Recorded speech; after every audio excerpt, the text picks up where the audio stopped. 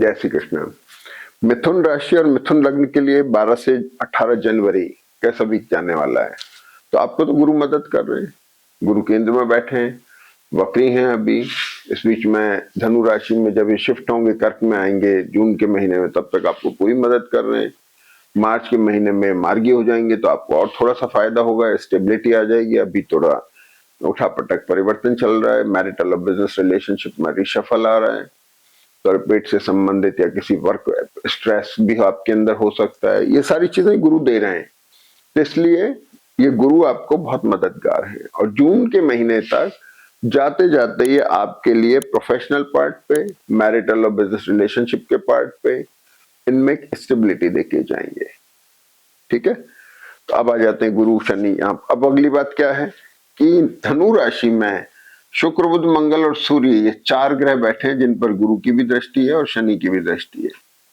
तो ये चारों ग्रह यहाँ पे एक्सप्लोरिंग हो गए, ये सारे ग्रह यहाँ पे एक्सप्लोरिंग हो गए, इन सबकी पोजीशन बढ़ गई, स्ट्रेंथ बढ़ गई, ये अपलिफ्टमेंट मांग रहे हैं, उठाव मांग रहे हैं। बहुत अच्छी प्लानिटरी पोजीशन है, देखिए सुनते जाइए और हमारा चैनल भी सब्सक्राइब करिए।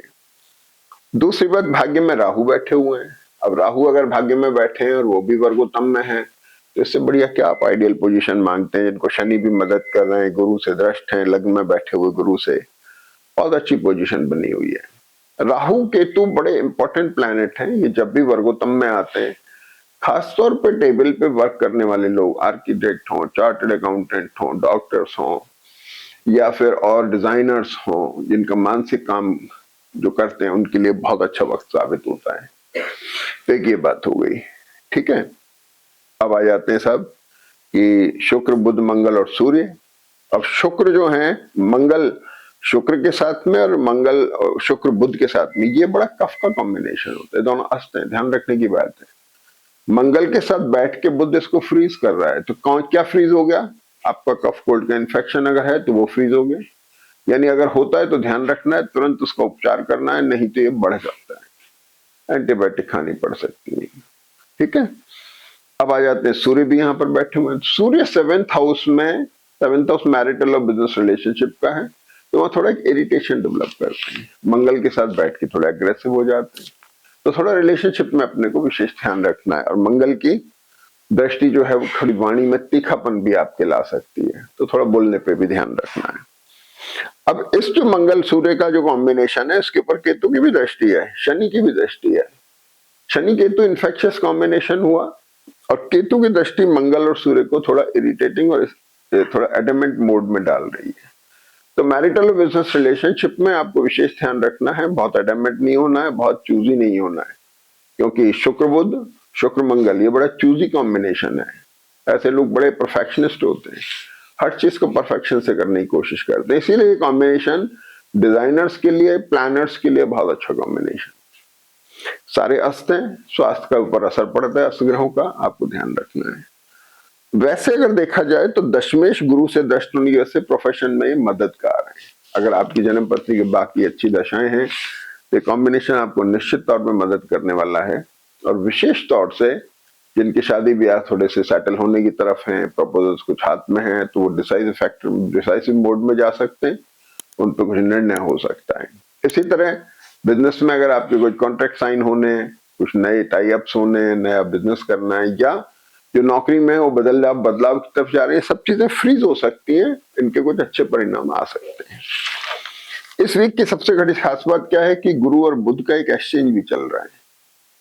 अब शनि गुरु से दृष्ट होकर सारे ग्रहों को मजबूती मिलना और फिर गुरु के साथ इनका एक्सचेंज बनना, प्रोफेशनल पार्ट के ऊपर, मैरिटल पार्ट के ऊपर बहुत स्ट्रॉन्ग कॉम्बिनेशन है। चलिए अब आगे आ जाते हैं। अब क्या है कि जो 4 ग्रह हैं, ये चारों के चारों ग्रह इस वीक में ही बदल रहे हैं। शुक्र भी बदल रहे हैं, बुध मंगल सूर्य सब बदल रहे हैं, ये सब मकर राशि में जा रहे हैं। उससे पहले धनु में सब वर्गोत्तम में है, अस्त है लेकिन वर्गोत्तम में। वर्गोत्तम ग्रह का मतलब स्ट्रेंथ है, जो उसको एम्फेटिक कर रहा है। जैसे मान लीजिए आपने कोई भी चीज ली और आपने सिग्नेचर करके नीचे लाइन खींच दी कि भाई ये मैंने जो किया है वो सही है, इसका मतलब ये सारे ग्रह जो हैं अपने रिजल्ट बखूबी पूरे दे रहे हैं। ठीक है ना, लेकिन कॉम्बिनेशंस के अपने असर अलग होते हैं। जैसे कफ कोल्ड मैंने टूथ प्रॉब्लम बताई, जैसे मैंने खांसी का इन्फेक्शन बताया, जैसे मैंने पेट की समस्या बता रहा हूँ, थोड़ा बहुत हल्का इंडाइजेशन होना, कॉन्स्टिपेशन होना, ये सब चीजें हो सकती हैं, लेकिन सब में बढ़ोतरी हो रही है। स्पेशली स्पाउस और मैरिटल और बिजनेस रिलेशनशिप में मंगल की पोजीशन थोड़ा सा मैरिटल और बिजनेस रिलेशनशिप में थोड़ा हल्का तो ला सकती है। शुक्र आपके लिए बहुत मददगार हैं, जो आपको थोड़ा एक्सट्रोवर्ट बना रहे हैं। मैरिटल और बिजनेस रिलेशनशिप को चूज करने में थोड़ा सा आप ओपन माइंडेड हैं, ठीक है। चतुर्थेश वहां बैठे हुए हैं, कुछ एसेट ले सकते हैं, अपनी जरूरत की अच्छी लग्जरी चीजें आप खरीद सकते हैं। तो ये बात हो गई। अब सबसे इंपॉर्टेंट क्या बात हुई कि इस वीक में देखेंगे तो 13 तारीख को शुक्र बदल के मकर में आ रहे हैं, सूर्य 14 को बदल रहे हैं, मंगल 16 को बदल रहे हैं, बुध 17 को बदल रहे हैं, ऐसे करके सारे ग्रह बदल के मकर राशि में आ रहे हैं। मकर आपकी 8वीं राशि है। 8वीं राशि में जब शुक्र बुध मंगल पहुंचते हैं, सूर्य पहुंचते हैं, तो थोड़ा अच्छे रिकॉग्निशन बताते हैं, ठीक है ना, अच्छे रिकॉग्निशन है। पेट की समस्या का मैं बता ही रहा हूं आपको। इसके अलावा लग्जरी प्रॉन चीजें कुछ ली जाती हैं ऐसे समय में, खरीदारी हो सकती है, खर्च हो सकता है, ठीक है। अब सबसे पहले बात करें तो भाई आपके चंद्रमा तुला राशि में है। वीक की शुरुआत में चंद्रमा तुला राशि में, गुरु राहु की दृष्टि, राहु वर्गोत्तम में है।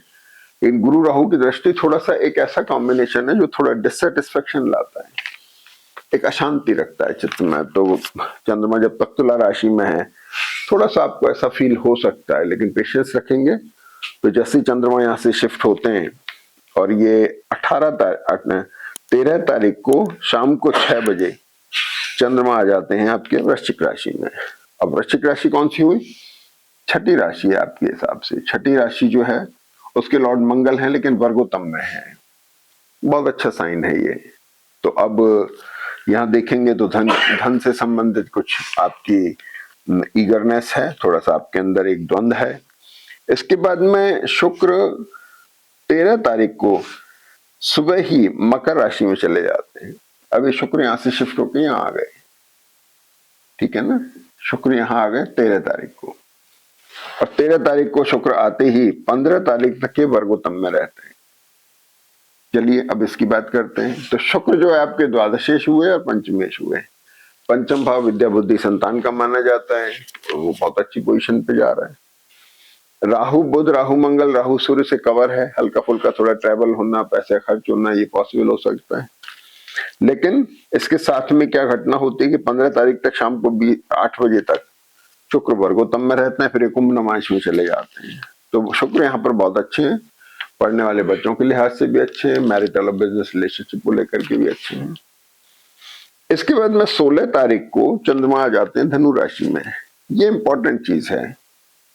अब यहाँ चंद्रमा जैसे धनु राशि में आते हैं तो आप देखेंगे कि 16 तारीख में बदलने वाले ग्रह सिर्फ मंगल बचे हैं।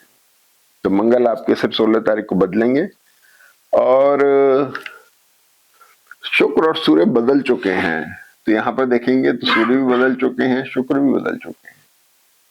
तो शुक्र सूर्य का कॉम्बिनेशन जो होता है थोड़ा सा आपकी शक्ति में कमी लाता है, इसका थोड़ा ध्यान रखने की जरूरत है। और चंद्रमा जब धनु राशि में आते हैं तो शनि गुरु से एक्सप्लोर हो रहे हैं। वहां पर मंगल बैठे हुए हैं जो आपके 16 तारीख को बदलेंगे, और बुध बैठे हुए हैं जो बुध आपके 17 तारीख को बदलेंगे। तो ऐसे करके चंद्र बुध का कॉम्बिनेशन बड़ा एक्सप्लोरिंग कॉम्बिनेशन है, आपके चार्ट से बहुत महत्वपूर्ण है। ट्रैवल कराना, जगह छुड़वाना, एसेट लिक्विडेट करना, ये चीजें इसमें आ रही हैं, और ये इसको बहुत इजाफा देता है, बढ़ोतरी देता है। ये बहुत अच्छा कॉम्बिनेशन है। शनि गुरु से दृष्ट होकर चंद्रमा थोड़े फाइनेंस के कारक हुए, पैसा भी आपके पास आ रहा है, मानसिक मतलब अच्छी पोजीशन है, प्लीजेंट फील कर रहे हैं, ये चीज हो गई। अब आप क्या आ जाइए कि 16 तारीख को मंगल सूर्य जो वर्गोत्तम में शिफ्ट होकर के मकर राशि में आ गए। यहाँ पे बने मंगल और सूर्य। शुक्र पहले ही आ चुके हैं, सिर्फ बुध बचा है। बुध भी शिफ्ट हो रहे हैं 17 तारीख को। 17 तारीख को बुध भी शिफ्ट हो जाएंगे।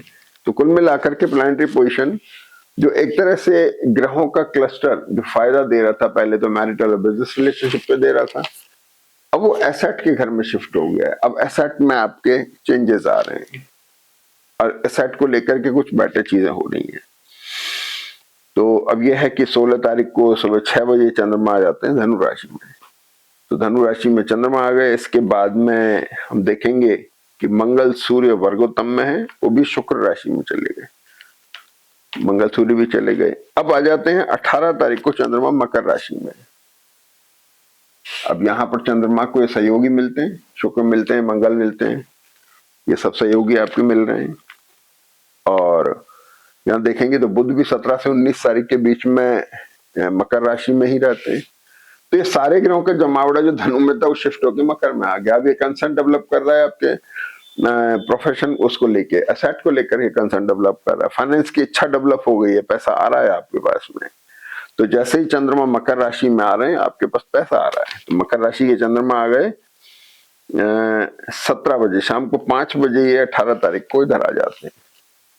अब चंद्रमा यहाँ आ गए 18 तारीख को सुबह 10:15 से 16:40 तक चंद्रमा धनु राशि में वर्गोत्तम में रहते हैं, जबकि शिफ्ट होने को है। और फिर 16:40 से रात को 11 बजे तक चंद्रमा मकर राशि में। यानी 18 तारीख का वक्त एक ऐसा वक्त है जिसे आप अच्छा इस्तेमाल कर सकते हैं, अपनी नई टाई अप्स करना, नए बिजनेस रिलेशनशिप डेवलप करना, नई किसी चीज को परमानेंसी देना हो तो आप इस समय में शुरू करिए। वक्त आपके लिए बहुत अच्छा है जो आपके लिए मददगार है।